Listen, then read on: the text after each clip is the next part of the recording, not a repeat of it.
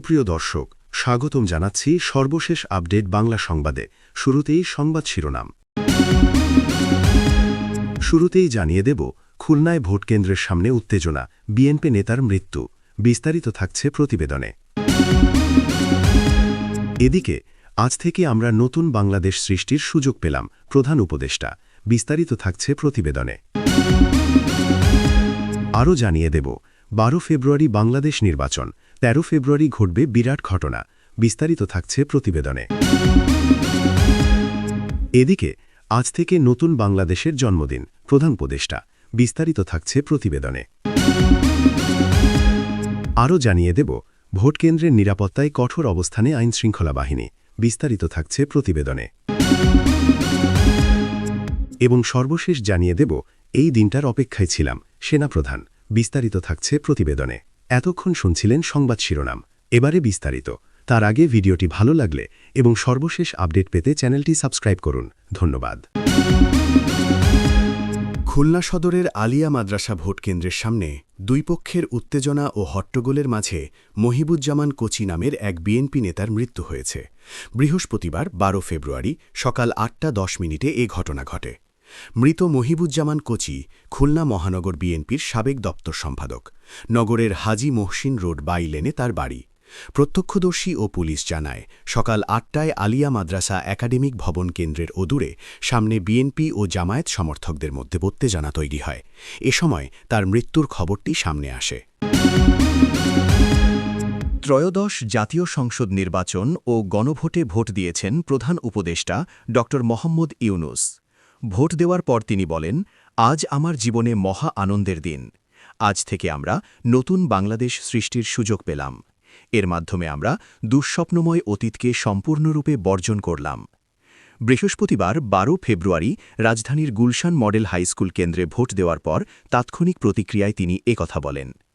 প্রধান উপদেষ্টা বলেন, আজকের দিনটিকে আমরা জাতির জন্মদিন হিসেবে পালন করতে পারি। দিনব্যাপী উৎসব করি, সবাই মিলে উৎসব করি। বাংলাদেশের সবার জন্য আজ মহা আনন্দের দিন, মুক্তির দিন। আমাদের দুঃস্বপ্নের অবসান ঘটছে, নতুন সূচনা শুরু হচ্ছে। এটিই আমাদের আজকের প্রতিক্রিয়া। ধরে নেওয়া যাক 12 ফেব্রুয়ারি বাংলাদেশে নির্বাচন হয়ে গেল প্রায় নির্বিঘ্নে। প্রশ্ন, পরের দিন অর্থাৎ 13 ফেব্রুয়ারি কি হবে? এই দিনটি ক্যালেন্ডারের দিনবদলের দিন হিসেবে চিহ্নিত হয়ে থাকবে না, হয়তোবা এক অন্ধকার অধ্যায়ের সূচনা হতে চলেছে। ভোটের মাঠের উত্তাপ এখনও রয়ে গিয়েছে। তার আগেই ভোটের ফলাফল নিয়ে আলোচনা শুরু হয়ে গিয়েছে। রহস্য এখানেই, তৈরি হবে নতুন এক সমীকরণ, যা সাধারণ মানুষের ভাবনার জগৎকে সম্পূর্ণ নাড়িয়ে দিতে পারে। 13 ফেব্রুয়ারি 3টি সম্ভাব্য পথ কি স্পষ্ট হতে পারে। 1. Managed consolidation. গণভোটে হ্যাঁ, সংসদে দেরি, তারপর সমীকরণ মিলিয়ে একটি কার্যকর গঠন। বিএনপি তখন ক্ষমতার ক্ষণিক ছোঁয়ার আশায় আপসে যাবে। জামায়াত এনসিপি নির্বাহী ক্ষমতার চাবিকাঠি পাবে।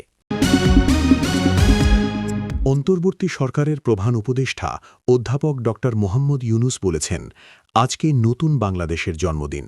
সারা দিনব্যাপী আমরা এই জন্মদিনের উৎসব পালন করব। আজ বৃহস্পতিবার ত্রয়োদশ জাতীয় সংসদ নির্বাচন ও গণভোটে রাজধানীর Gulshan model school and college কেন্দ্রে ভোট প্রদানের পর তিনি এই কথা বলেন। প্রধান উপদেষ্টা বলেন, এই নির্বাচনের মাধ্যমে যে প্রক্রিয়া এখান থেকে শুরু হল, এর মাধ্যমে অতীতকে বর্জন করলাম। যেসব দুঃস্বপ্নময় অতীত ছিল, সেগুলোকে সম্পূর্ণরূপে বর্জন করলাম।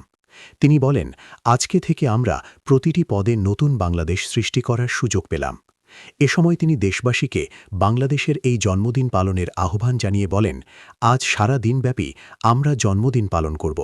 আসুন আমরা সবাই মিলে এই উৎসবে সামিল হই, সবাই আনন্দ উৎসব করি। রাজধানী ঢাকার বিভিন্ন ভোটকেন্দ্রে বেলা বাড়ার সঙ্গে সঙ্গে বাড়ছে ভোটারদের উপস্থিতি। ভোটার বাড়ার সঙ্গে বাড়ছে আইন শৃঙ্খলা বাহিনীর টহলও। ভোটকেন্দ্রের প্রবেশপথে নিরাপত্তা জোরদারে কঠোর অবস্থানে আছে আইন শৃঙ্খলা বাহিনী। ভোটার স্লিপ ছাড়া কাউকেই কেন্দ্রে ঢুকতে দেওয়া হচ্ছে না। ভোট দেওয়া শেষ হলে ভোটকেন্দ্রের 400 গজের মধ্যে দায়িত্বপ্রাপ্ত ছাড়া কাউকেই দাঁড়িয়ে থাকতে দেওয়া হচ্ছে না। ভোট দেওয়া শেষ হলে মাইকিং করে উৎসুক জনতাকে সরিয়ে দিচ্ছে আইন শৃঙ্খলা বাহিনী। মিরপুর শহীদ স্মৃতি উচ্চ বিদ্যালয়ের ভোট কেন্দ্রের সামনে সেনাবাহিনীর দায়িত্বপ্রাপ্ত কর্মকর্তা মোহাম্মদ মাহমুদ বাংলাদেশ প্রতিদিনকে বলেন, ভোট দেওয়া শেষ হলে আমরা কাউকে ভোট কেন্দ্রের সামনে দাঁড়াতে দিচ্ছি না, কারণ মানুষের জটলা দেখলে সাধারণ ভোটাররা ভীত হয়ে পড়েন। গত ১.৫ বছর ধরে আজকের দিনের অপেক্ষায় ছিলেন বলে মন্তব্য করেছেন সেনাবাহিনীর প্রধান জেনারেল ওয়াকারুজ্জামান। বৃহস্পতিবার রাজধানীর আদমজী ক্যান্টনমেন্ট কলেজ কেন্দ্রে ভোটদান শেষে একথা জানান তিনি। ভোটারদের নির্ভয়ে কেন্দ্রে এসে ভোট দেওয়া আহ্বান জানিয়ে সেনাপ্রধান বলেন, সকাল থেকেই সারা দেশে শান্তিপূর্ণ পরিবেশে সুষ্ঠুভাবে ভোট গ্রহণ চলছে। সারা দেশে ভোট গ্রহণের পরিস্থিতিতে জনগণ আশ্বস্ত হয়েছে বলে মন্তব্য করেন সেনাপ্রধান।